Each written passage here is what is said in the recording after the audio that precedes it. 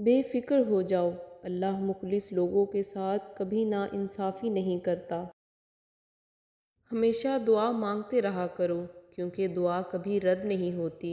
या तो कबूल होती है, या आखिरत के लिए ज़ख़ीरा हो जाती है, या मुसीबत को टाल देती है। किसी को चाहो तो दिल से चाहो, ज़ुबान से नहीं। और किसी पर गुस्सा करो तो सिर्फ़ ज़ुबान से, दिल से नहीं। खुशकिस्मत है वो इंसान जिसके लिए कोई रोए, मगर बदकिस्मत है वो इंसान जिसकी वजह से कोई रोए। किसी से मोहब्बत होने लगे तो सदका दो, मोहब्बत हुई तो मिल जाएगी, और अगर बला हुई तो टल जाएगी।